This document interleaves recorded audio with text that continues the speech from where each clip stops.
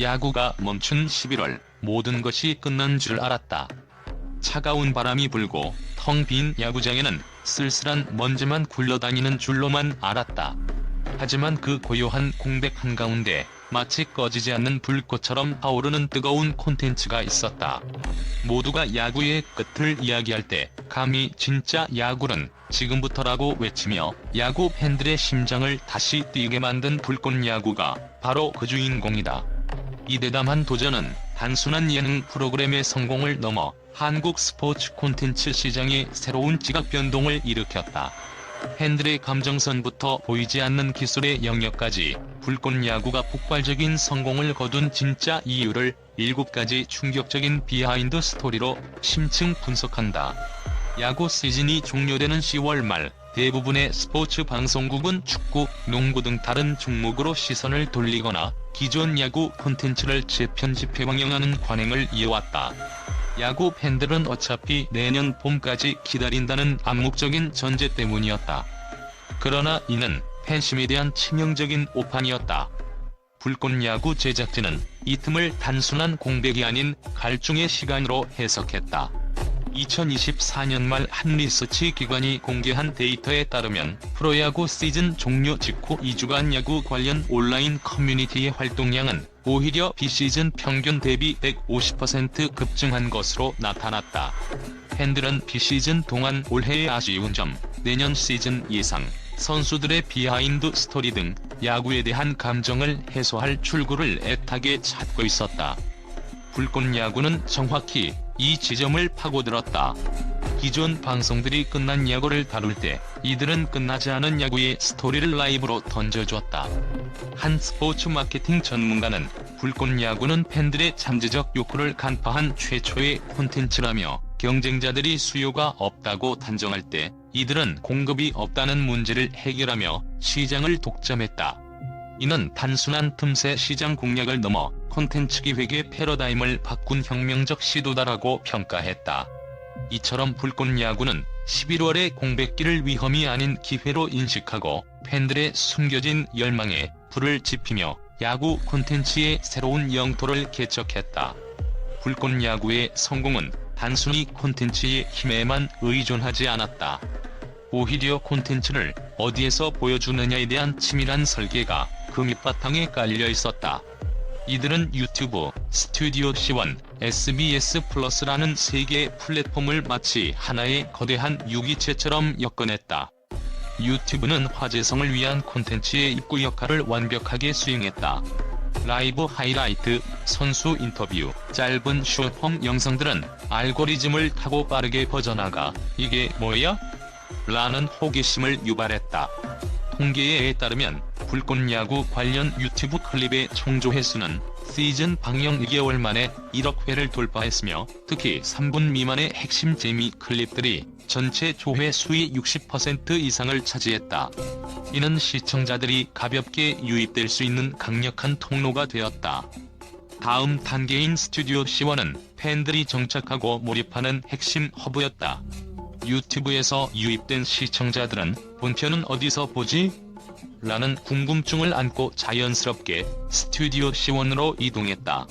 이곳에서는 오직 멤버십 가입자에게만 제공되는 고화질 라이브 중계, 광고 없는 시청 환경, 독점 비하인드 영상 등 충성 팬을 위한 차별화된 경험을 제공했다. 마지막으로 SBS 플러스는 불꽃 야구의 외연 확장을 책임지는 메가폰 역할을 했다. TV 채널을 통해 방송되면서 기존 디지털 콘텐츠에 익숙하지 않은 중장년층 시청자들에게도 접근성을 높였다. 한 관계자는 "우리는 유튜브, 스튜디오 C1, SBS 플러스가 각기 다른 기능을 담당하도록 설계했다며 유튜브는 인지, 스튜디오 C1은 락인, 그리고 SBS 플러스는 대중화를 위한 도구였다. 이 삼각 편대가 서로 유기적으로 맞물려 완벽한 선순환 구조를 만들어냈다고 밝혔다. 불꽃 야구는 콘텐츠를 단순히 유통하는 것이 아니라 시청자의 동선을 예측하고 설계하는 전략적 접근으로 플랫폼 간 시너지를 극대화했다. 불꽃 야구의 가장 혁신적인 시도 중 하나는 바로 전용 구장의 활용이었다. 이들은 대전 한밭구장을 단순히 경기를 치르는 장소로 사용하지 않았다. 그곳에 새로운 이름과 정체성을 부여하고 모든 것을 브랜드화하는 작업을 진행했다. 일반적으로 비시즌에는 활용도가 급감하는 구장을 불꽃야구의 무대로 재탄생시킨 것이다. 구장의 덕아웃에는 불꽃야구의 로고가 선명하게 박혔고 관중석에는 브랜드 플래그가 걸렸다. 선수들의 입장 퍼포먼스부터 경기 후 클로징 세리머니까지 구장의 모든 요소가 마치 거대한 연극의 소품처럼 활용되었다. 이로 인해 관중들은 단순히 야구를 보는 것을 넘어 불꽃야구라는 하나의 경험에 참여하게 되었다. 이 경험은 반복되면서 팬들에게 강력한 정체성을 부여했다. 온라인 커뮤니티에서는 파이터즈 파크에 한번 가보고 싶다. 그 장소 자체가 불꽃야구의 상징이라는 반응이 쏟아져 나왔다. 한 프로덕션 디자이너는 불꽃야구는 물리적 공간을 디지털 스토리텔링의 자산으로 완벽하게 전환했다며 구장의 특정 조명, 각도, 심지어 관객의 열기까지도 하나의 콘텐츠 요소로 재활용된다. 이는 시청자에게 일관된 맥락과 안정감을 제공하며 몰입도를 극대화하는 효과를 낳았다고 분석했다. 불꽃야구는 장소의 힘을 이해하고 이를 브랜드의 핵심 자산으로 활용함으로써 야구 콘텐츠의 새로운 가능성을 증명했다. 불꽃야구의 성공을 이야기할 때 빼놓을 수 없는 것이 바로 사람의 힘이다. 살아있는 야구의 전설인 김성군 감독부터 이대호, 정근우, 유희관 등 스타 플레이어들의 조합은 그 자체로 이미 강력한 서사였다. 하지만 이들의 존재는 단순히 유명 선수라는 것을 넘어섰다. 카메라 앞에서 꾸미지 않고 가식 없이 본인의 모습으로 행동하는 것이 오히려 시청자들의 마음을 사로잡았다. 특히 그들의 솔직하고 예측 불가능한 행동은 밈이라는 강력한 문화적 현상을 만들어냈다.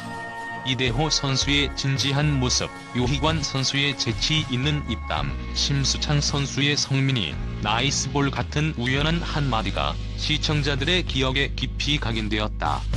불꽃야구 제작진은 이러한 밈을 단순한 유머로 소비하는 것을 넘어 콘텐츠의 일부로 적극 활용하는 기질을 발휘했다. 클립을 만들고 댓글을 편집하고 다양한 채널에서 재가공하면서 시청자가 콘텐츠 제작의 일부가 되는 듯한 참여의 경험을 제공했다. 한 소셜미디어 분석 전문가는 불꽃야구는 예능을 만들려 하지 않고 진짜를 보여주는 데 집중했다며 그 결과 의도하지 않은 웃음과 진정성이 밈으로 이어지고 이 밈은 다시 팬덤을 강화하는 강력한 엔진이 되었다. 이는 현대 콘텐츠가 지향해야 할 진정한 살아있는 서사의 좋은 예시라고 극찬했다. 불꽃야구는 사람을 통해 야구를 새롭게 느끼게 하며 캐릭터와 밈을 활용해 콘텐츠의 생명력을 무한 확장하는 데 성공했다. 불꽃야구의 핵심은 단순한 경기가 아니었다. 그 속에는 매 경기를 드라마로 만드는 7할 승률이라는 치명적인 룰이 존재했다. 30경기 21승을 달성하지 못하면 시즌이 종료된다는 단 하나의 규칙은 모든 경기에 비장함을 부여했다. 이는 시청자에게 매주가 결승전이라는 숨막히는 긴장감을 선사했다. 단순히 이기면 좋고 지면 아쉬운 게임이 아니라 오늘 지면 끝이라는 절박함이 화면 너머로 고스란히 전달되었다. 이러한 구조는 시청자들의 몰입도를 극대화시켰다. 연패에 빠진 후 맞이한 경기, 마지막 기회에서 무너지는 투수의 모습, 감독의 절박한 표정까지 모든 것이 드라마의 한 장면처럼 다가왔다. 한 관계자는 우리는 이루를 통해 야구 자체의 재미를 넘어선 감정적 서사를 만들고자 했다며 팬들은 경기 결과에만 집중하는 것이 아니라 선수와 감독의 모든 감정선을 함께 느끼고 호흡했다고 설명했다. 그리고 이 모든 서사를 가능하게 한 것은 바로 보이지 않는 기술의 힘이었다. 11월 라이브 생중계는 안정적인 송출 기술이 뒷받침되지 않으면 불가능한 도전이었다. 불꽃야구는 저지연 스트리밍 기술을 도입해 중계와 채팅의 시차를 최소화하고 적응형 화질 조절 기술로 접속자들의 네트워크 환경에 최적화된 화질을 제공했다. 한 기술 담당자는 수십만 명이 동시에 접속해도 끊김없는 환경을 제공하는 것이 우리의 가장 큰 목표였다며 기술은 콘텐츠의 감동을 방해하는 노이즈를 제거하는 가장 중요한 요소라고 강조했다. 이처럼 불꽃야구는 예측 불가능한 드라마와 이를 안정적으로 전달하는 기술 시스템을 완벽하게 결합하여 콘텐츠의 깊이와 몰입감을 한 차원 높이는 데 성공했다.